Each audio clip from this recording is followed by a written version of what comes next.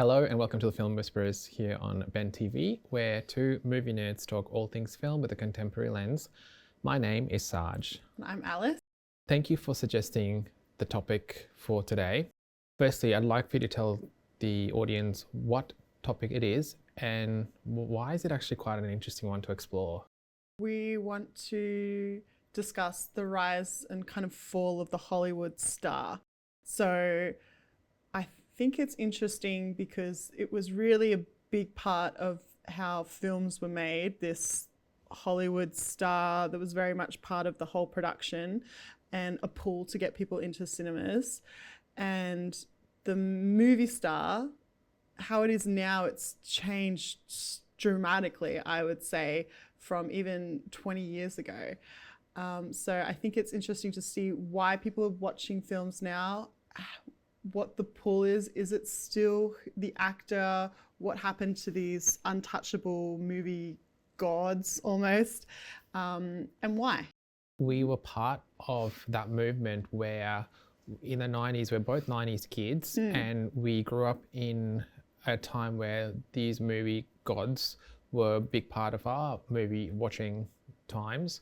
And it's been interesting to sort of gradually see it shift away to where things are at now. Yeah. I guess when we look at it, right, so we break it down, a film, it's a product. Yes. It's art, but it's something that the makers are trying to sell. It's a buy and sell product. When we look at how it's changed now, it's not just the movies, because it was get people into the movies, and then it was get people into the movies, but also get them to watch it on TV, video, then DVD. And now we've got these streaming platforms too. And even television programs, you know, we had like three television channels. And now we've got, it's just, I can't even fathom how many there are now. And that's including streaming services. So you can kind of watch anything you want at all times, really.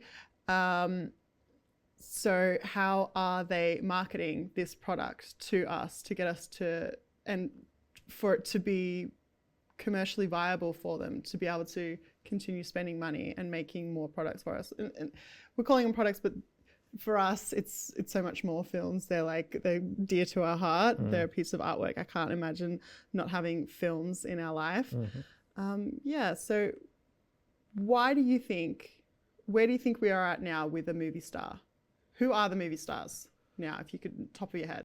I cannot answer that. And I think it's because if I was to go down that road on who is the Hollywood star at the moment, I think we still have a residue of that Hollywood star from the 90s. So you still have, like Tom Cruise making films, Brad Pitt as well.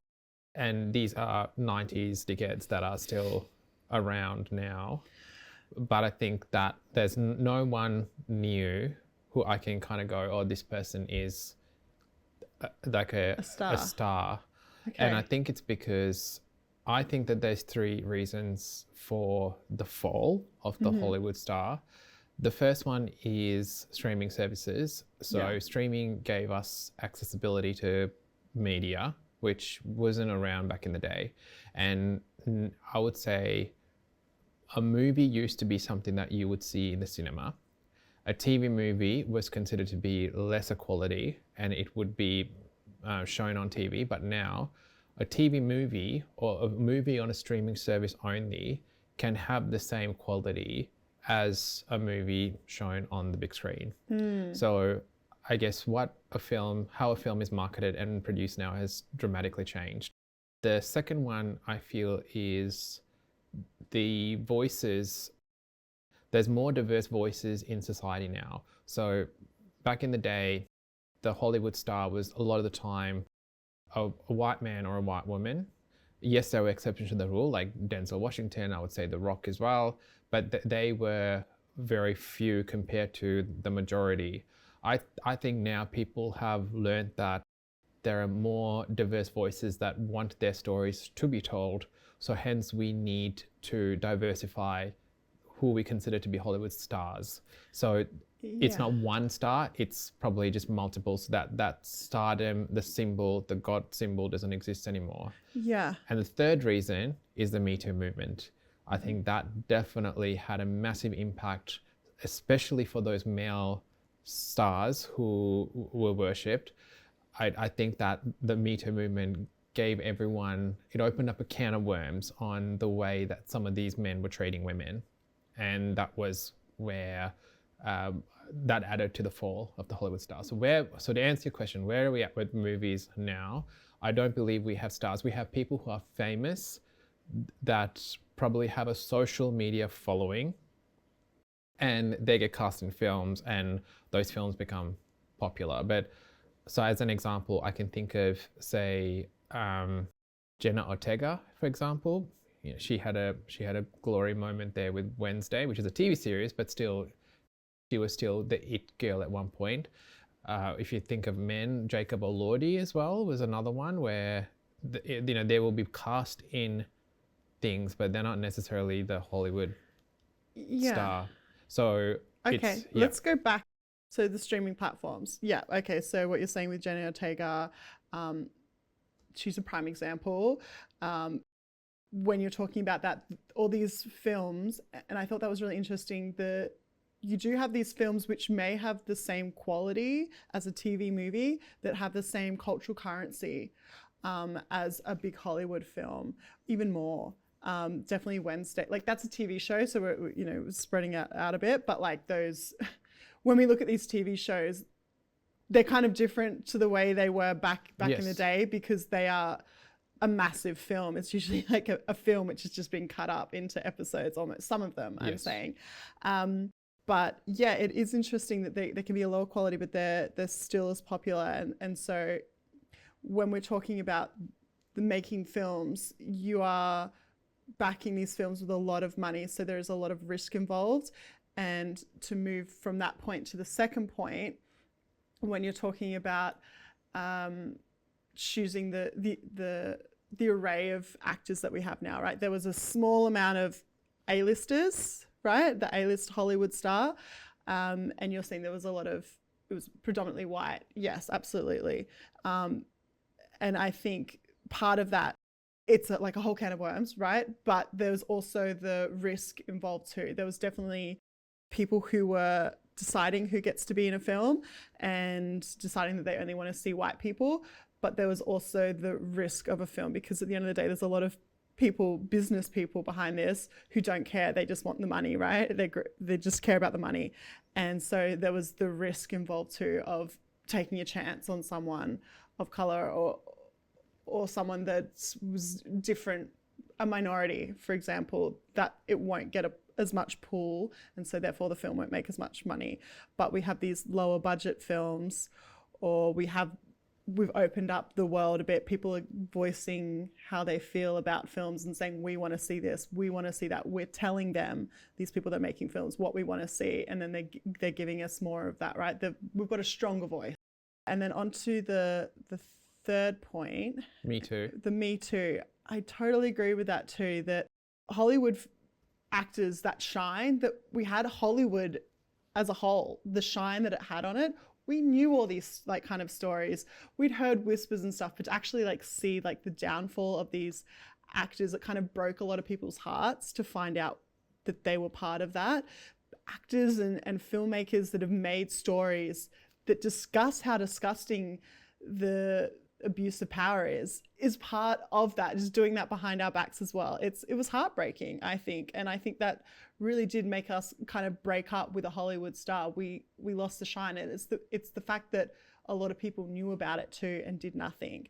So because you think everyone knew. So how can I like care about any of these Hollywood stars that we're talking about? And we're talking about ones which were from the 80s and 90s predominantly for us, because we are millennials.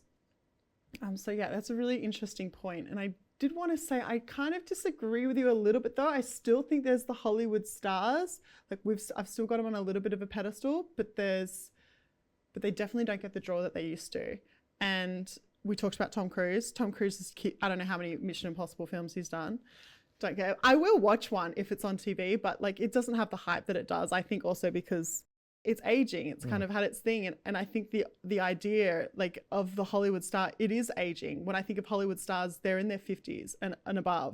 maybe late 40s and then above, right? So they're telling different kind of stories. Even not Tom Cruise, Leonardo DiCaprio. I know you don't like him. He's one of the biggest Hollywood stars, right? I think he was. He was very much an it boy. Yes. He played the Hollywood, star very well. You only got glimpses of him. Doesn't have much like presence. Everyone wanted to know more about him. He was this mystical creature. As he's aged and his proclivity for young women has become quite obvious, and he's starting to look more like Jack Nicholson rather than the cute boy in Titanic, I think we've lost our love for him a little bit. He's still a good actor though. You don't think he'd? No. I think he's a good actor. But he's just like, he's part of that Hollywood star that's kind of just aging. We don't have them today. We do have Jenna Ortega, I guess she would say one. I'd say Jennifer Lawrence is a bit of a star, a movie star. She's doing that old school, you want to know more about them. They're only giving you a little bit kind of thing. And then there's also Margot Robbie. Margot Robbie is another example. I think she plays the Hollywood system pretty well. She gets people interested in her, but she does it well. I don't find her irritating. Some of them I find irritating. Can I offer an opinion on that? Of course. So I think with the irritating bit, I feel as if this is when it dips into their private life. So like with Jenna Ortega, a lot of people don't like her because she comes across quite deadpan in interviews. Again, I've got no issues with her, but a lot of people find her a bit irritating for that reason. And I think with Margot Robbie, she's a very smart woman. Let's take the Barbie movie as an example. She also had agency over how these films get made. So with that, she collaborated with Greta Gerwig to give us a masterpiece, essentially. And I think the reasons why you don't find her irritating is her brand is not about being the it girl or the pick-me girl, but her brand is she's a smart woman, she makes smart decisions, and she creates films that are incredibly successful. Whereas someone like Jenna Ortega, that's not her brand. She's, she's a bit funny, she's cute, and essentially because of sexism, we're not allowed to like a girl like that. I think she does a lot of, for me, I don't mind her, but I think she does the same kind of film and I was getting a bit bored of it.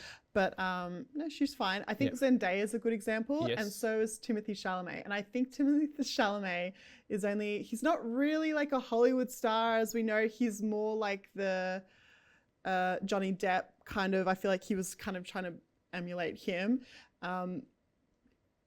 He's not like the traditional Hollywood star, but I think he's also just popular because of his name as well. True. And I mean, he's now joined a cult, so... He's joined a cult? Yeah, the Kardashians. Oh. So I think, we can write him off. So, yeah, he's gone. Yeah. So the other thing I wanted to point out is, back to those 3 points that I made, there are, in my opinion, there are some key events at least with the first two, with streaming services and diverse voices. There are some key events where the dial just shifted really quickly. So I think with the streaming services, now I cannot remember the name of this film. There was a time where, and I know you don't care about awards, but hear me out. The first time a Netflix film got nominated for Best Picture, I can't remember which film it was. It was recent. That was a big deal because that was when people went, oh, people are taking streaming seriously. And since then, we've had a lot of films that have come out that have been nominated for lots of Oscars that have only been available on streaming services. And I think that really shifted the dial quickly. The second thing, and going back to the whole thing about TV shows and how the quality of TV shows on streaming services are now, I personally think Big Little Lies shifted that dial really quickly. Why? Because for the first time in television history, did you see A-listers like Nicole Kidman, Reese Witherspoon do a TV series?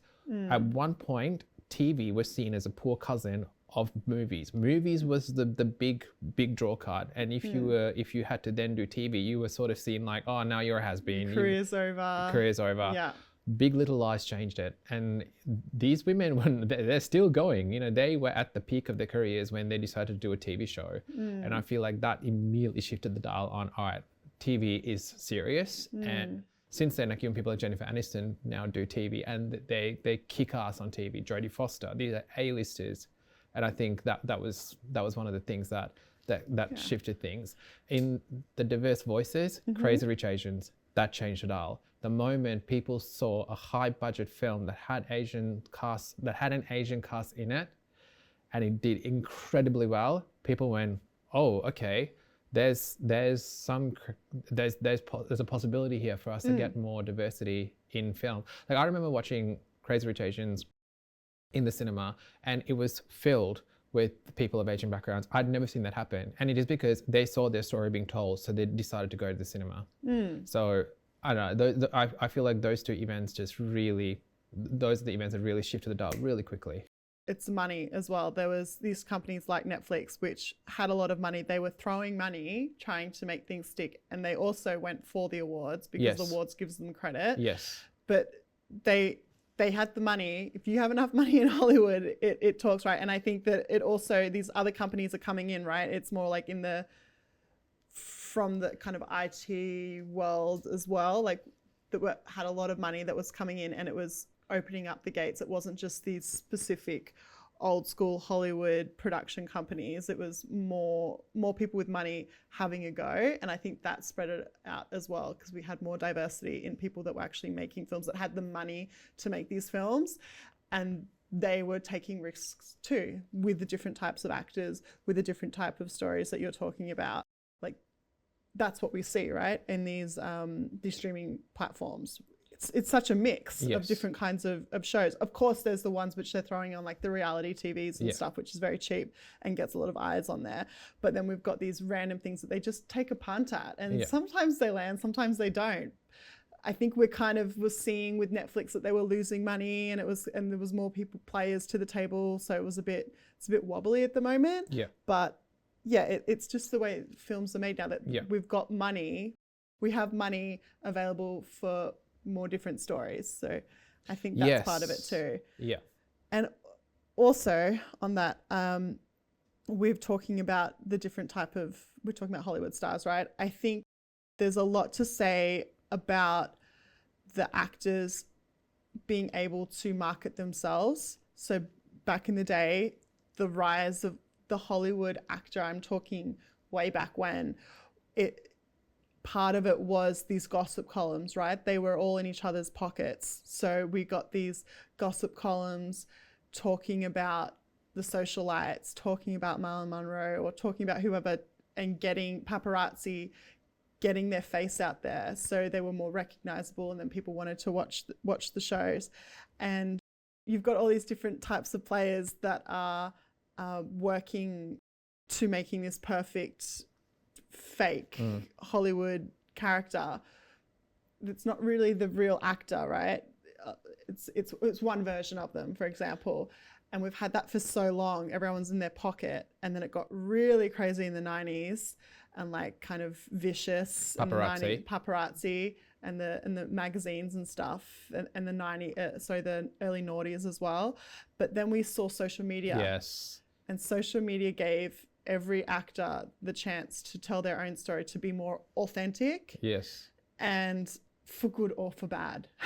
That's happened, because I think that's good and bad. We've got more people, have different people to watch, and also the Hollywood actors, if they're terrible people or whatever, people might not like them because they're not seeing them through this fake marketed story that they're getting told. They're seeing the real them. I think that's kind of part of it too, that we're looking at these people with a cocked eyebrow. I agree. I think the marketing of these stars has evolved, and I really like the point where back in the day you needed someone to market you, but now you can do it yourself. However, I still feel as if every actor now has their own social media content curator to help them get their stories out there. That's true. So they can still have a brand, but that brand has been designed and curated by a group of people that have decided, Reese Witherspoon, you're going to be this persona. So whenever you post anything on social media, we need to make sure that it has these three things. That's a business in itself, right? Yeah. At the start, it was the great unknown, and it was kind of all, it was a bit crazy, but now they've kind of harnessing it, and they've worked out how to, again, use it and kind of make it fake. But it is interesting, and I think that's kind of mixed up with Me Too movement too, and this accountability that we have on our actors, these people that are asking us to watch their films, to spend our money and our time on their films, and then we hold them accountable in general, right? I sometimes I don't care, like I just want to, like, a good actor, but in general, I think that's kind of part of it, and that cancel culture kind of thing. Like, they really have to be careful on what they're saying and who they're, like, politically talking about as well. And some of that, I don't know how I feel about that, if I care what the actors think politically, but I don't care either, and I know that that gets me into trouble sometimes. gets me in trouble too. Yeah, but you know, when you are an avid fan of film, you sometimes need to go, I'm detaching now from the actor and their political views on things. So you know, so be it, really. But I think it's interesting because when you were talking about this, I was actually thinking, you think of the last couple of years, what have been those big films that have drawn us to the cinema? And I think the Marvel franchise has been one, and I think a lot of studios went, okay, let's keep pumping out these films from Marvel because we know it'll get bums on seats. And I think, again, let's face it, a lot of the Marvel fan base are usually straight men, right? Because, you know, they love an action film. But even they have majority, yeah. But even they've had to try to diversify. So Black Panther, for example, was a film where they had a majority black cast, and it was incredibly successful. And then I think they did Wonder Woman as well, I guess DC, but still, and you know, Captain Marvel. And I think they try to sort of diversify in that range as well. But I think it was that superhero franchise that drove cinema box office returns. And I personally think the one film that really shifted that dial, that brought people back into the cinemas post-COVID, not superhero, Barbie. Because when Barbie came out, because if you remember, that was the whole Barbenheimer movement with Barbie versus Oppenheimer. And I think that marketing campaign was genius, and it drove people to the cinema. And it was interesting because I always think with movies, and this is why Barbie is actually probably more successful than any Marvel film. I personally think that in a heterosexual relationship, when a man wants to go watch a film, he drags his girlfriend with him, because it's or the girlfriend, again, I'm stereotyping here, but the girlfriend goes, I want to come with you. And you know, she sits through this ridiculous film while the guy's there going, woo-hoo-hoo. You know, we know what I mean. But then with Barbie, I think it was the women and gay men that bonded together to watch this film. And because usually when there's a chick flick, the men don't go. The women go by themselves with their girlfriends or with their gay friends. So in a way, it's almost like the fact that it got audiences into a cinema and the main lead was a female, it just showed the power of a good marketing campaign and a good film. Because not only did it land at number one, it was number one for a while, because that's how much people, like mainly women and gay men, just gravitated towards the cinema. So I think a lot of the time they know that with Marvel they will always have men going into cinema to watch them. But I think Wicked was the other one, by the way, where I feel like there were a lot of women and gay men that saw that. So I think if Hollywood realizes that that's an untapped market, we could have our next star. But what you're talking about, this is another point. You're talking about like intellectual property. Like, you're talking about different films with IP. Marvel, it's IP. Barbie, Wicked, they're known, they're brands already. It's not so much the actors themselves, it's the brand that's getting people in to watch it. I think most Barbie, people yes. would watch Barbie, anything, any Marvel movie. Throw any of these guys with muscles into one of these spandex suits. Everyone's going to go watch it. And it's the same with Wicked. Any of these, as long as they, can sing and they're okay actors, it doesn't matter how big they are. I think people are going to go see that. I think as long as you've got like one good actor or something, throw Meryl Streep in there somewhere and everyone's going to watch it. Do you think? Yeah, absolutely. These people that love Wicked and, these other Broadway shows, they're going to go watch it. People watched Cats. I guess Cats is a funny story. I don't know how well it did at the box office. Like Abysmally. Terrible. Yeah. Yeah, that was an epic flop. But I think that we're so brand conscious. I think that that's kind of more popular than a Hollywood star to get people in seats. Interesting. Very interesting. Okay. Because Marvel, right? Like that's where they spend all their money. I don't know who's doing the acting and stuff, but yeah, they changed the acting a bit around. Like we've got with what's his name, the Iron Man, Robert Downey Jr. Robert Downey Jr. They kind of did that thing where they're kind of having fun and they weren't following the script 100%. It was a bit of improv and stuff, and that's really popular, and that was refreshing, right? I think that's why it's popular too. It was a bit different, but I just don't think it matters what the actor is. That people are going to watch it. It will get more of a draw, but people are going to watch it because it's a Marvel movie, not because it's this actor playing it, and that's male and female. I have to think about that. I don't know. Okay. I think there still is some draw to it for sure. Yeah. But I honestly think they could make it work with any actor in those roles. Okay. So. But an art house film, you're not going to get people to watch an art house film that don't have much of a presence, either social media or like the classic Hollywood, system, which doesn't really work as well as we know. But you're not going to get people to watch that or more of a riskier film I'm talking about with no IP attached to it, unless they were the actor had a high profile. You do have a point. Or like I'm thinking of, say, a film like Saltburn. Yeah. Where it was immensely successful, yes. But it took a while, where people watched it and then people started talking about it, and then more and more people started watching it, and then it became the hit that it was because word of mouth. So it wasn't like it was a number one at the box office on week one, but it was there, but it was word of mouth that got people to watch it. They're making making all these different films now because they're realizing that they're making money from Barbie. Now they're doing all these other type of like the Minecraft movie. Yeah, all that kind of stuff, and it just seems it's just popcorn movie. Yeah. Yeah. Do you reckon in the future we're going to see more of these Marvel movies come out, or do you reckon there's going to be a Crazy Rich Asians type thing where there's going to be, because it hasn't happened in a while?